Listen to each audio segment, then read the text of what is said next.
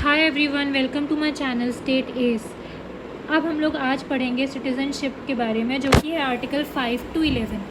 Last lecture में हम लोग ने पढ़ा था कि कैसे इंडिया एक बड़ा यूनियन था और उसको हम लोग ने छोटे छोटे स्टेट्स में कार्व आउट किया था। अब जब इंडिया इंडिपेंडेंट हुआ तब ये सोचा गया कि कैसे इंडिया की सिटीज़नशिप दी जाए।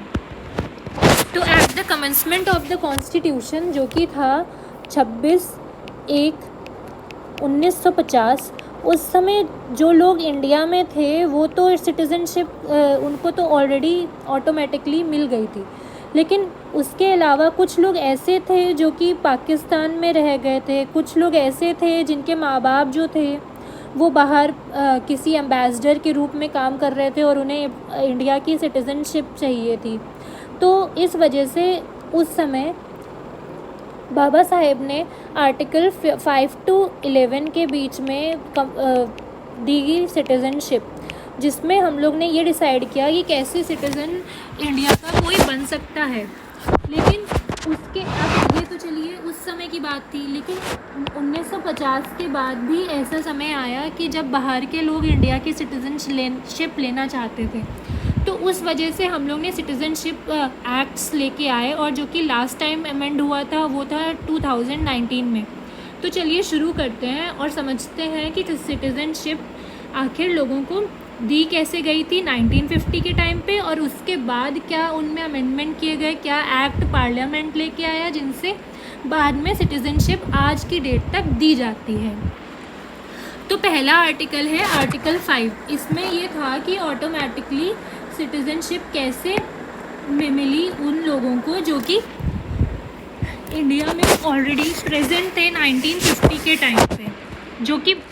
इंडिया के डोमिसाइल थे या पैदा हुए थे इंडिया में, जो अनडिवाइडेड इंडिया थी 1935 के टाइम पे, या उनके कोई एक पेरेंट्स जो थे वो बॉर्न इन इंडिया थे, है ना। तो उनको और मतलब ऑर्डिनरी सिटीज़न थे लास्ट 5 ईयर एटलीस्ट वो लोग। कमेंसमेंट ऑफ इंडियन कॉन्स्टिट्यूशन, मतलब इंडियन कॉन्स्टिट्यूशन जब आया था, जब बना था 1950 में, मतलब फाइनली लागू हुआ था, तो उसके पहले 5 साल से लगातार वो लोग इंडिया में रह रहे थे, तो उनको ऑटोमेटिक सिटीजन्स हम लोग ने बोल दिया था। ठीक है, अब आई बात उन लोगों की जो कि पाकिस्तान से रिफ्यूज लेके इंडिया में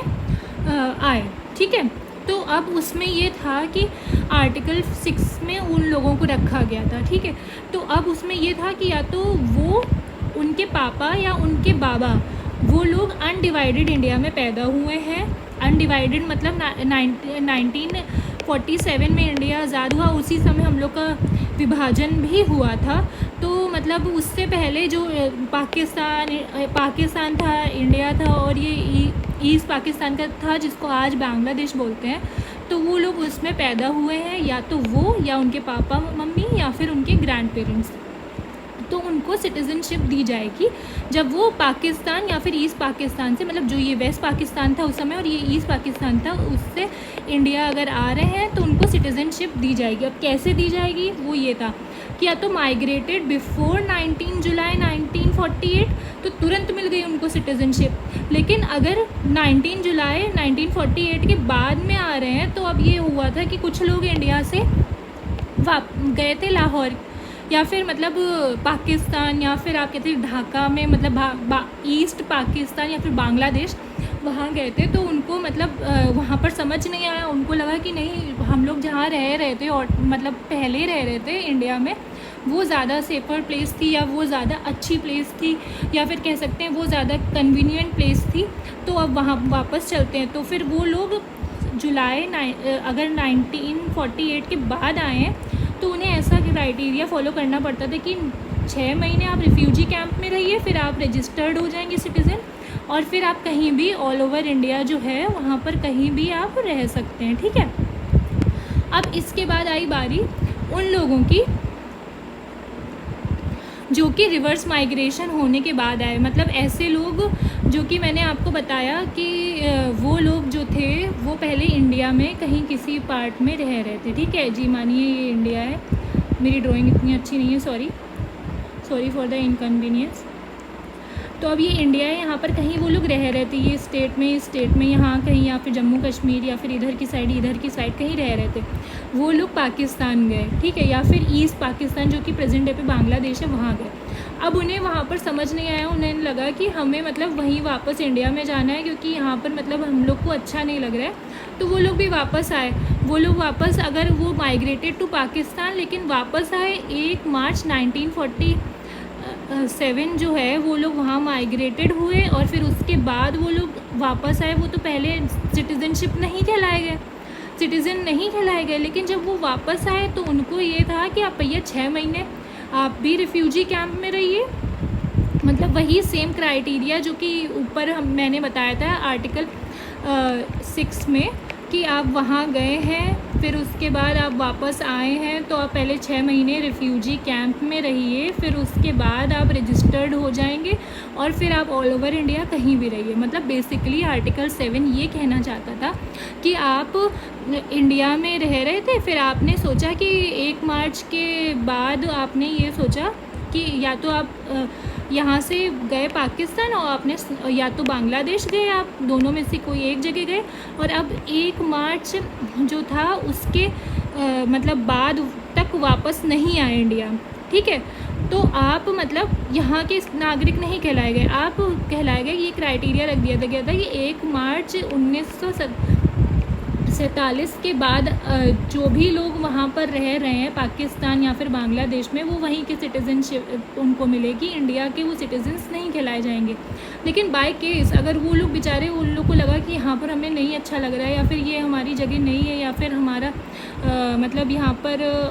हम लोग को काफ़ी मतलब अच्छा नहीं लग रहा है, या फिर जो भी है मतलब जैसे बचपन में जहाँ बीतता है समय वो ज़्यादा अच्छी लगती प्लेस, कंफर्टेबल नहीं फील कर पा रहे थे, तो वो वापस इंडिया आए। तो अब जब वो लोग वापस इंडिया आए तो उन लोगों ने देखा होगा कि अब मानिए अपना कोई पूरा घर खाली करके चला गया। अब जो लोग पहले पाकिस्तान से इंडिया की तरफ आए थे रहने के लिए, तो उन्होंने देखा ये घर खाली है, चलिए यहाँ पर रह लेते हैं। तो अब क्या हुआ, वो वहाँ पर पंडित नेहरू और वल्लभ भाई पटेल जी ने देखा कि वो घर जो थे जिनसे वो लोग छोड़ के गए थे पाकिस्तान, तो वो ऑलरेडी ऑक्यूपाइड थे, तो अब क्या कर सकते हैं ना। और फिर मतलब कि वैसे ही राइट्स चल रहे थे और इनकी वजह से और राइट्स हो सकते थे, तो इस वजह से उनसे ये कहा गया कि अब आप लोग इस रिफ्यूजी कैंप में 6 मंथ्स रहिए, रजिस्टर कराइए अपने आप को, तब तक वो लोग उसका भी सॉर्ट आउट कर देंगे कि वो कौन सा, वो जो घर है वो लोग वहाँ पर जो उनका ऑलरेडी घर था वहाँ दूसरे लोग जो रह रहे थे उनका सॉर्ट आउट करते, और फिर उसके बाद वो लोग फाइनली अपने घर पे जब वो रजिस्टर हो गए थे तब वो अपने घर पे फाइनली रहना शुरू कर दिए थे। तो ये था आर्टिकल 7। अब ऐसे ही आर्टिकल 8 ये कह रहा था कि जो कि ऑर्डिनरी सिटीज़न थे लेकिन वो आउटसाइड इंडिया थे, मतलब आउटसाइड इंडिया कौन लोग हो सकते हैं, या तो वो जो कि यहाँ से डिप्लोमेट्स के रूप में गए थे, या फिर वो जो यहाँ से पढ़ने के लिए हेल्बरी कॉलेज मैंने आपको बताया था वहाँ गए होंगे, या फिर वो लोग जो यहाँ बाहर से इंडिया के लिए मदद लाने गए थे। तो एट द टाइम ऑफ 1947 वो बाहर रह गए थे, लेकिन उनको मतलब इंडिया ही में रहना था, तो उनके लिए ये क्राइटेरिया था कि आपके पेरेंट्स जो या तो खुद आप बॉर्न हुए हैं इंडिया, अनडिवाइडेड इंडिया में, या आपके पेरेंट्स या फिर ग्रैंड पेरेंट्स कोई भी बॉर्न हुआ है, तो आप जाके वहाँ पर जो डिप्लोमेट है, मतलब जैसे यहाँ के IFS ऑफिसर्स होते हैं वो बाहर मतलब एम्बेसडर्स होते हैं, है ना, तो वहाँ आप जाइए, अपने आप को रजिस्टर कराइए और आप जो है फिर इंडिया के ऑर्डिनरी सिटीज़न कहलाए जाएंगे। फिर उसके बाद आर्टिकल 19 में ये दिया गया है कि आर्टिकल 19 में डुअल सिटीज़नशिप नहीं दी जाती है, मतलब कि अगर आपके पास भारत की नागरिकता है तो आप किसी और देश की नागरिकता नहीं ले सकते हैं। अच्छा, एक क्राइटेरिया ये भी है, जैसे US है तो US में आपके पास पूरे कंट्री की तो नागरिकता है ही, प्लस उनके जो स्टेट्स जो उनके कार्व आउट हुए हैं स्टेट्स, उनकी भी नागरिकता है, उनके पास 2 नागरिकता है। लेकिन भारत में ऐसा कुछ नहीं है, आपके पास केवल इंडिया की नागरिकता है, भारत गणतंत्र की नागरिकता है, स्टेट की कोई नागरिकता नहीं है। आप किसी भी स्टेट में ईजिली माइग्रेट करके आराम से रह सकते हैं। और आर्टिकल 10 में ये है कि आपको कैसे डिस्क्वालीफाई किया जाएगा, मतलब सिटीज़नशिप आपकी कैसे वापस ली जाएगी, ठीक है। और आर्टिकल 11 में जो कि लास्ट आर्टिकल है उसमें ये है कि पावर ऑफ पार्लियामेंट है कि कैसे वो डिसाइड करेगा, कैसे वो वापस लेगा या टर्मिनेट करेगा किसी की भी सिटीज़नशिप को, क्योंकि जब ये कॉन्स्टिट्यूशन 1950 में बना था, उसके बाद भी बहुत से ऐसे लोग थे जिन्होंने ली होगी सिटीज़नशिप, है ना। काफ़ी देशों में या फिर अभी भी लोग सिटीज़नशिप इंडिया की ले रहे हैं या फिर उनकी टर्मिनेट हो रही है, तो है ना। तो पुराने लॉज के हिसाब से तो नहीं चल सकते ना,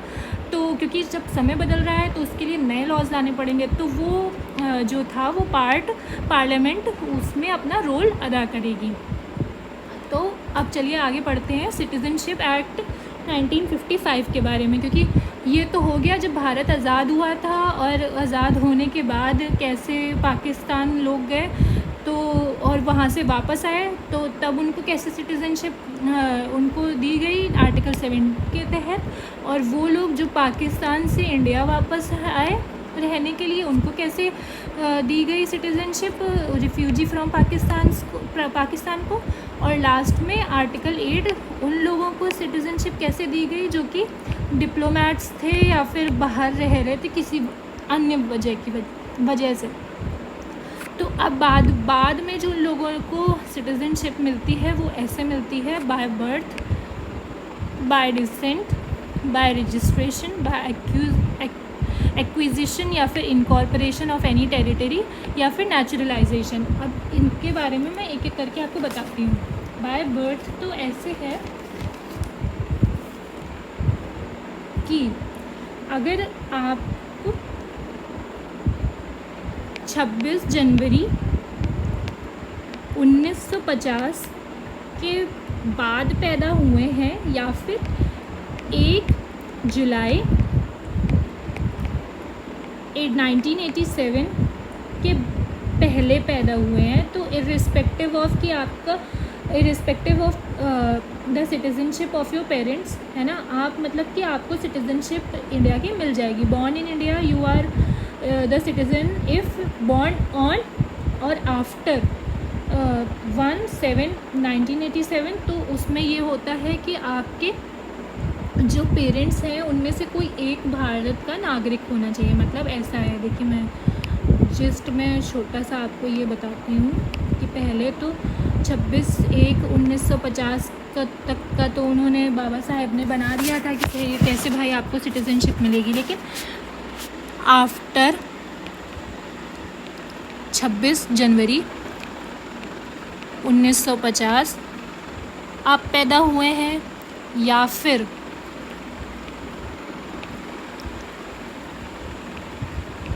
1 जुलाई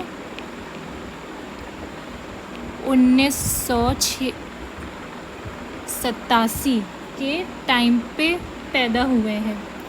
तो इसमें आपको ऐसे इर्रिस्पेक्टिव, मतलब आपका पेरेंट्स जो है वो मतलब उनमें से दोनों इंडियंस हैं या फिर एक इंडियन है या जो भी है, मतलब दोनों भी नहीं है तो भी आपको सिटीज़नशिप इंडिया की मिल जाती थी आसानी से, क्योंकि तब उतनी आबादी नहीं थी इंडिया में, ठीक है। फिर उसके बाद जब आबादी बढ़ने लगी थी तब क्या हुआ,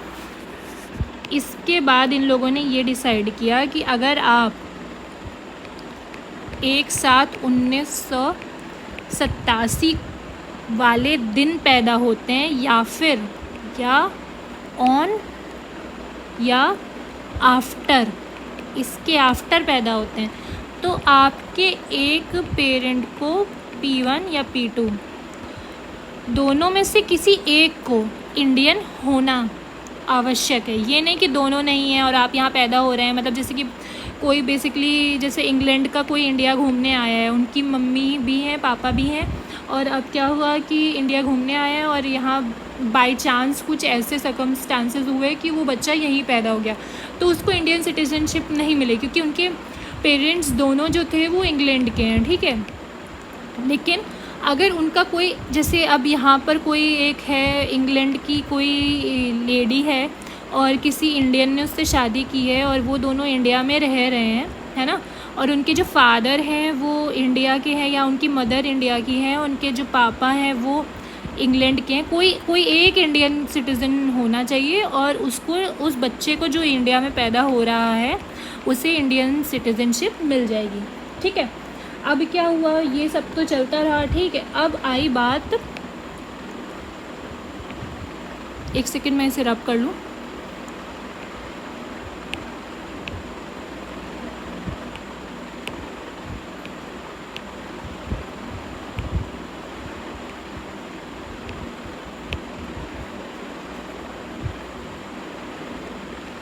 अब ये इतना तो हो गया। अब इसके बाद आई बात अब आपकी मतलब हुआ 3/12/2004। अब अगर आप इस डेट के बाद पैदा हो रहे हैं, ठीक है, इस समय तक आबादी इतनी ज़्यादा बढ़ चुकी थी कि इन लोगों ने ये डिसाइड किया कि आपके दोनों पेरेंट्स जो हैं वो इंडियन होने चाहिए, ठीक है। दोनों पेरेंट्स या तो इंडियन होने चाहिए या फिर कोई एक पेरेंट जो है वो इंडियन है और दूसरा पेरेंट जो है वो इलीगल माइग्रेंट नहीं है। मतलब जैसे रोहिंग्यास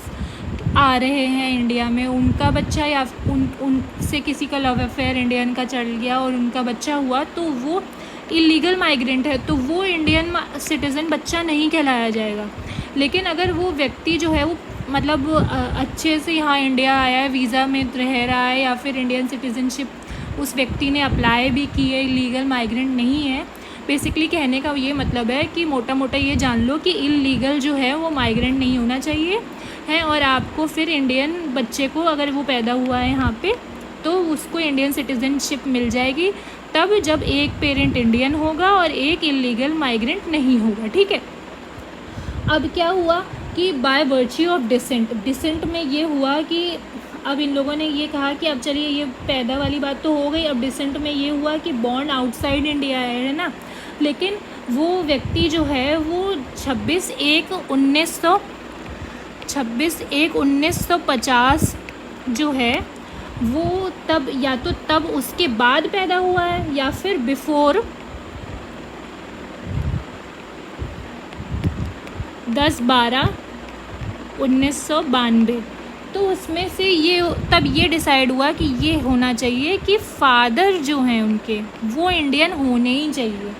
तभी आपको at the time of birth Indian citizenship दी जाएगी। मतलब आप जो हैं वो बॉर्न आउटसाइड इंडिया है ना, आप मतलब आपके पेरेंट्स जो है वो बाहर रह रहे थे, लेकिन क्या हुआ कि उन लोगों ने डिसाइड किया कि हमको इंडिया जाना है या फिर जो भी, लेकिन आप जो हैं वो इंडिया मतलब के बाहर भी पैदा हो गए, क्योंकि आप जब तक इंडिया आ रहे, आपके पेरेंट्स आपको लेके आ रहे थे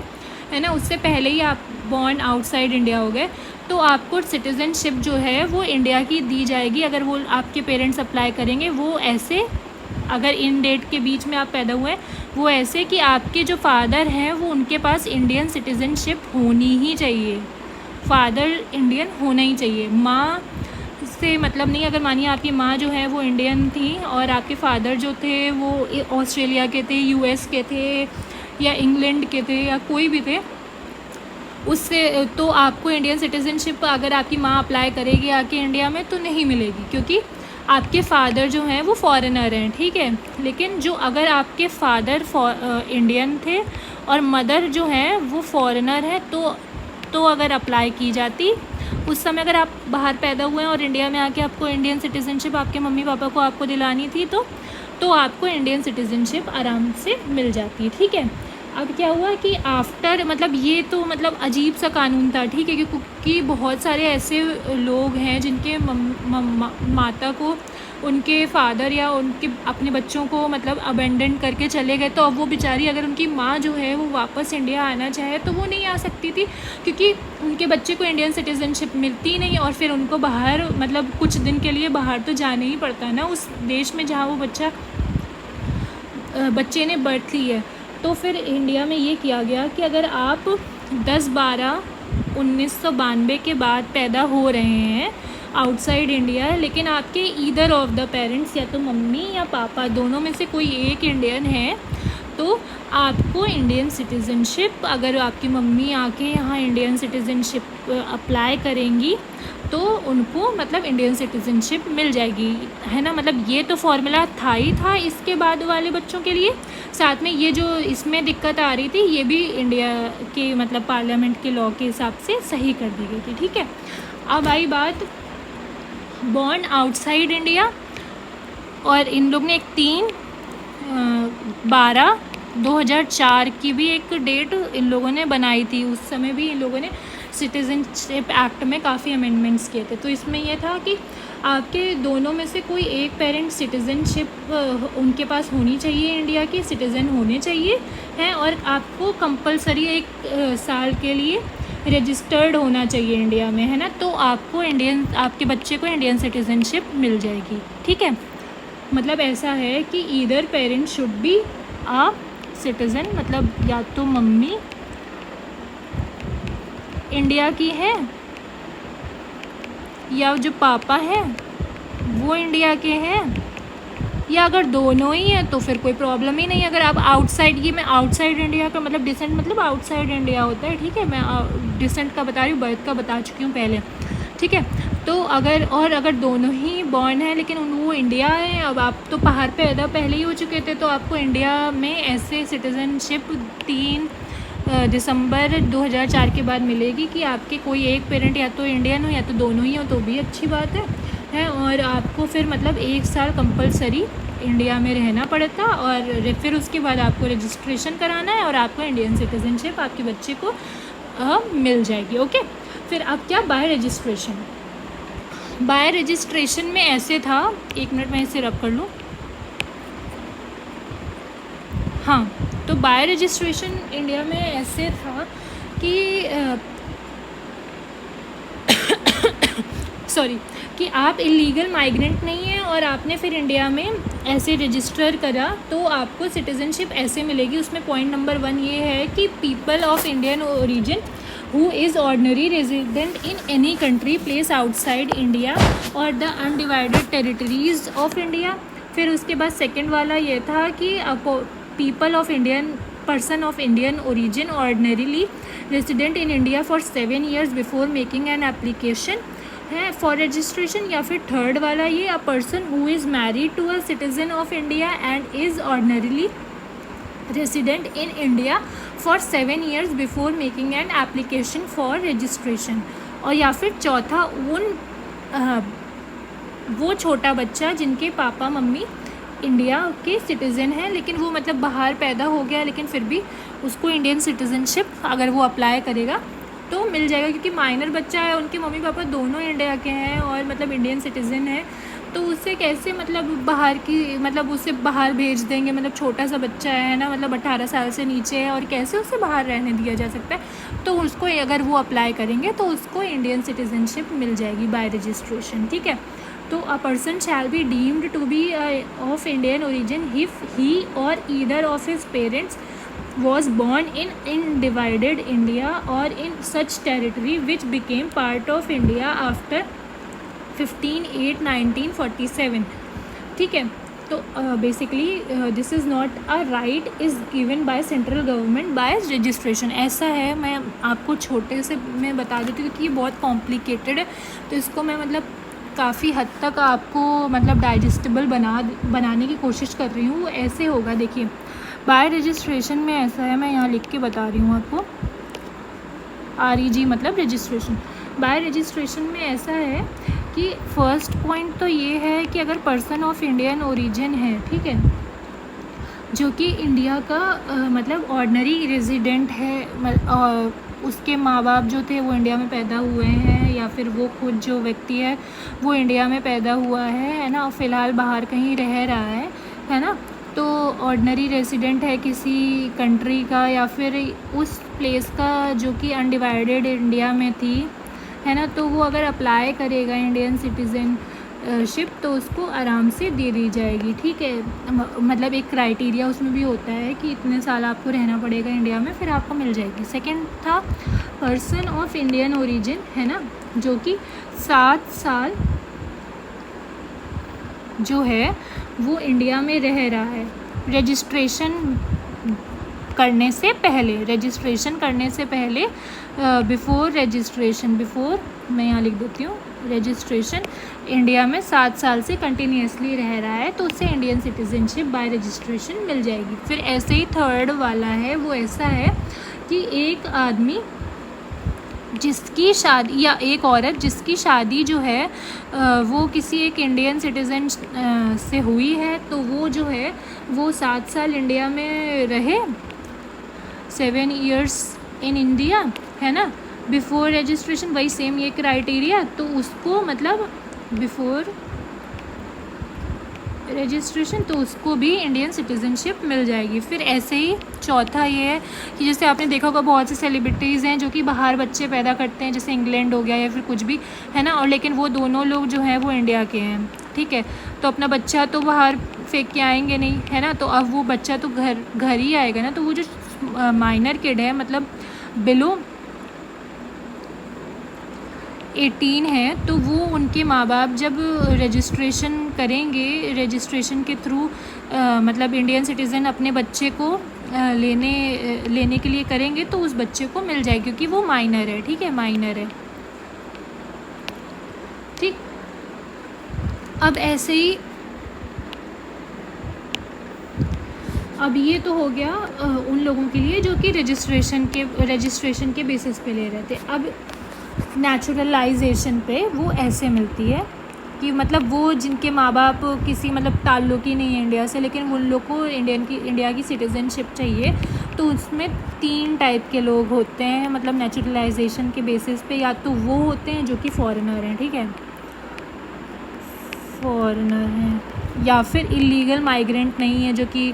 रोहिंग्याज हैं, या फिर आप कह दें म्यांमार के लोग आ रहे हैं, या फिर पाकिस्तानी आ रहे हैं इंडिया का बॉर्डर पार करके, या फिर नेपाल से लोग आ रहे हैं उनको,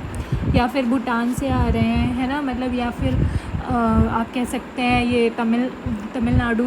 के पास श्रीलंका से घुस के फिशरमैन अंदर आ जाते हैं, तो वो उन लोगों को नहीं दी जाएगी, ठीक है। वो अप्लाई कर सकते हैं जो कि इलीगल माइग्रेंट नहीं है, और वो कंट्री जो कि इंडिया को, या फिर आप उस कंट्री से भी हैं जो कि इंडिया को इंडियन सिटीज़न को सिटीज़नशिप प्रोवाइड कर रही है, ठीक है।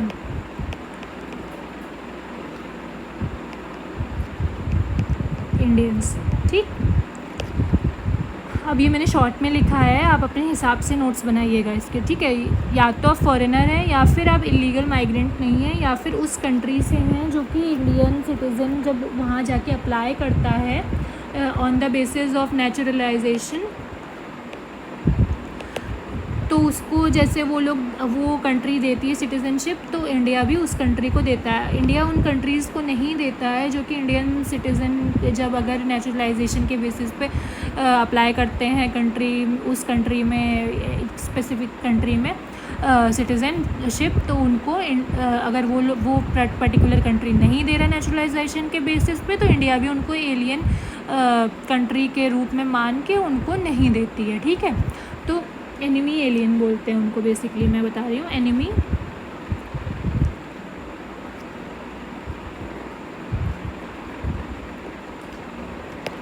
इनको सिटीज़नशिप नहीं दी जाती है, ठीक है, नॉट अ एनिमी एलियन, ठीक। अब ये होता है कि आपको जो मतलब, अब ये तो ये क्राइटेरिया हो गया 1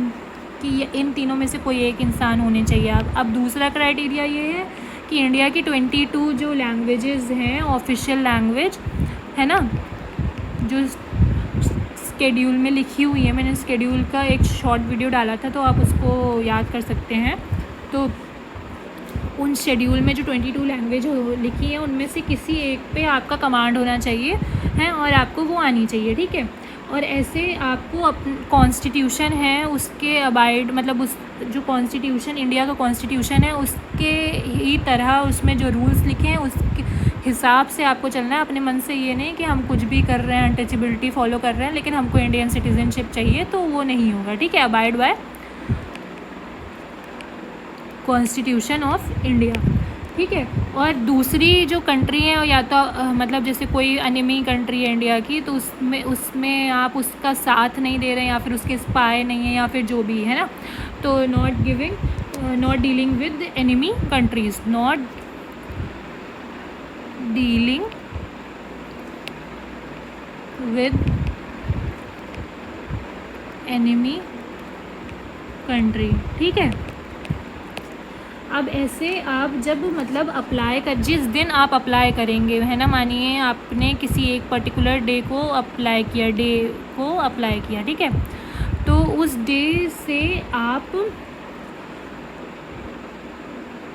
डे से पहले आप 14 साल आपके देखे जाएंगे, है ना, उनमें से 11 साल जो हैं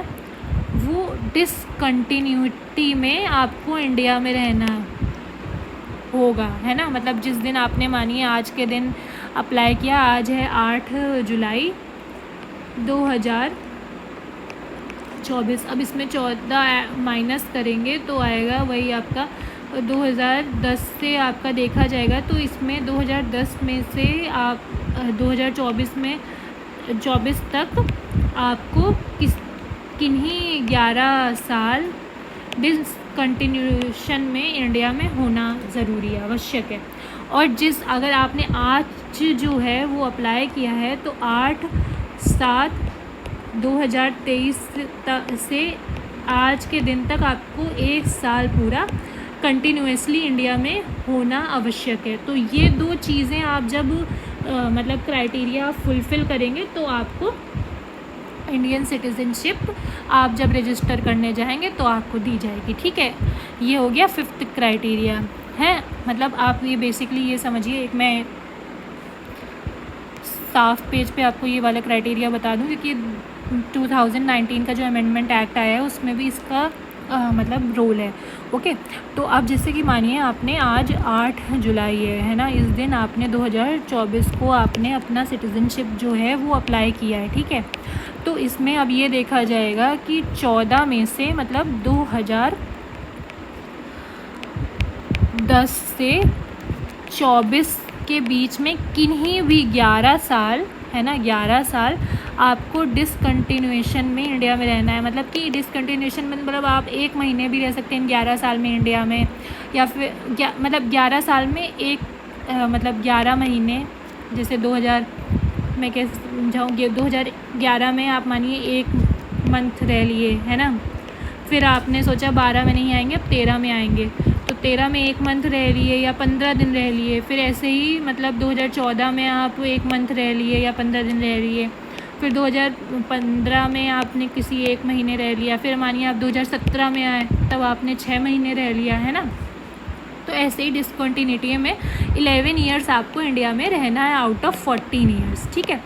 तो और मतलब फिर उसके बाद एक तो ये क्राइटेरिया होना चाहिए नंबर 1, और दूसरा क्राइटेरिया ये कि जब आपने 8 जुलाई को तो किया तो उसमें तो 11 साल तो डिसकंटिन्यूशन में रहना ही रहना है, लेकिन 2023 मतलब 1 साल जो है पूरा आपको इंडिया में रहना है।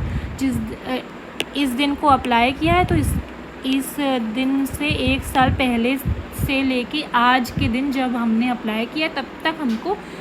उस व्यक्ति को इंडिया में रहना है। जब ये 2 क्राइटेरिया आपने जो हैं फुलफ़िल कर लिए हैं तब आपको इंडियन सिटीज़नशिप अप्लाई करने का अधिकार दिया जाएगा, ठीक है। और एक ये इसमें छठा पॉइंट ये है कि आप गुड इंटेंशन से इंडिया में रह रहे हैं, और तीसरा ये है कि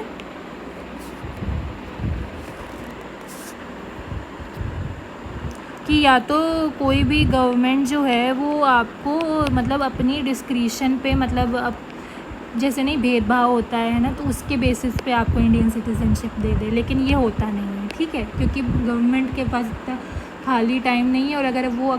देगी भी ऐसा कुछ तो मतलब बाकी के और सिटीजन्स जो हैं वो मतलब जो सिटीज़नशिप के लिए अप्लाई करके रखा हुआ है वो लोग इसको लेके कोर्ट में जा सकते हैं, और फिर ये मतलब ऑन द बेसिस ऑफ मतलब पसंदीदा इंसान को पसंद करना, है ना, तो गवर्नमेंट के ऊपर आरोप आ सकता है, और मतलब इसके ऊपर इशू क्रिएट किए जा सकते हैं, और काफ़ी चीज़ें मतलब ख़राब हो सकती हैं इंडिया में। तो इसलिए ये वाला जो है क्राइटेरिया ये एक तरीके से लिखा हुआ है लेकिन होता नहीं है, 0.001% चांसेस, ठीक है। अब चलिए ये तो बात हुई कि आप कैसे सिटीज़नशिप ले सकते हैं, ठीक है। अब ये ले तो सकते हैं लेकिन जाती कैसे है सिटीज़नशिप, या तो खुद ही दे दिया आपने, ठीक है, वो उसको कहते हैं रिनंसिएशन, ठीक, या फिर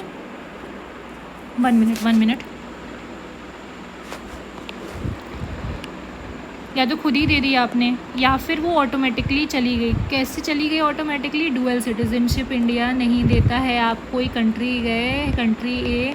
आप गए, है ना, और वहाँ की सिटीज़नशिप आपने अप्लाई की, आपको सिटीज़नशिप वहाँ की मिल गई, तो इंडियन सिटीज़नशिप अपने आप खारिज हो जाएगी, है ना। या फिर गवर्नमेंट ने छीन ली। छीन कैसे ली? कि आप किसी मानिए ऐसा देश है जो इंडिया पे अटैक कर रहा है, आप उसकी हेल्प कर रहे हैं, हेल्प एनिमी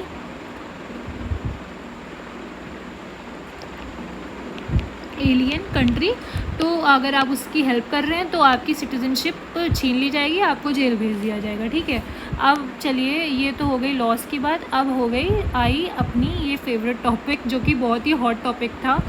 एक टाइम पे, सिटीज़नशिप अमेंडमेंट एक्ट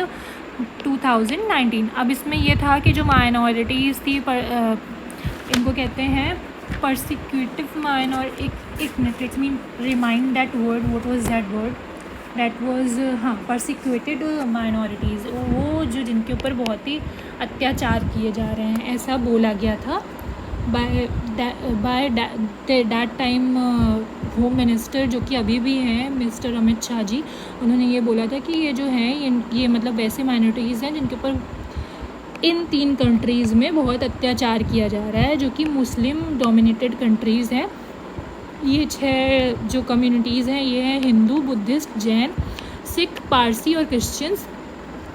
तो वो लोग 31/12/2014 से पहले या फिर इस दिन को इंडिया आए हैं, है ना। तो उनको जो हम लोग नेचुरलाइजेशन पे जो पढ़ा हुआ था कि मतलब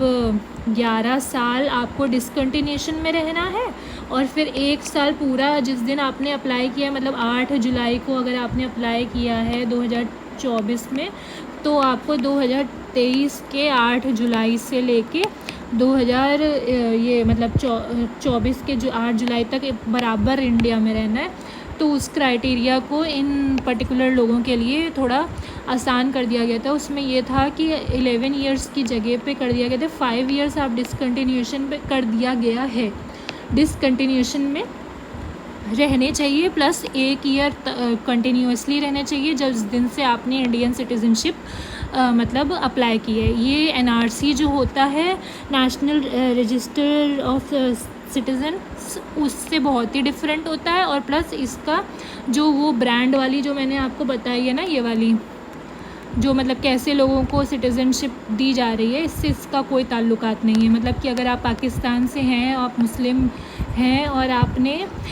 नेचुरलाइजेशन के थ्रू इंडियन सिटीज़नशिप, क्योंकि बाय बर्थ हो नहीं सकता या रजिस्ट्रेशन हो नहीं सकता या एक्विजिशन हो नहीं सकता, क्योंकि मतलब मैंने बताया था कि 3 जो मार्च था उससे बाद अगर आप मतलब इंडिया से बाहर किसी और कंट्री में गए हैं, वहाँ की आप वहीं के सिटीज़न कहलाए जाएंगे, इंडिया के नहीं कहलाए जाएंगे। तो फिर मतलब बाय नेचुरलाइजेशन आपने इंडियन सिटीज़नशिप जो है वो आपने ली है, तो मतलब आपको ये 5 के जगह 5 डिसकंटिन्यूशन की जगह पूरे 11 डिसकंटिन्यूशन में रहने हैं, और 1 साल जो है उसमें तो कोई रियायत नहीं है, आपको 1 साल कंटिन्यूसली रहना है इंडियन सिटीज़नशिप पाने के लिए, ठीक है। आई होप आपको मेरा लेक्चर समझ में आया होगा। अगर समझ में आया तो प्लीज़ बाकी लोगों को, जो कि मतलब वाकई जिनको ज़रूरत है, जो कि जिनके पास सोर्सेज नहीं है पढ़ने के लिए, तो प्लीज़ उन्हें आप शेयर करिए, ताकि उन लोग को भी अच्छा लगे पढ़ने में और वो लोग भी हम लोग के बराबर आके कंपटीशन में बैठ सकें। Thank you so much.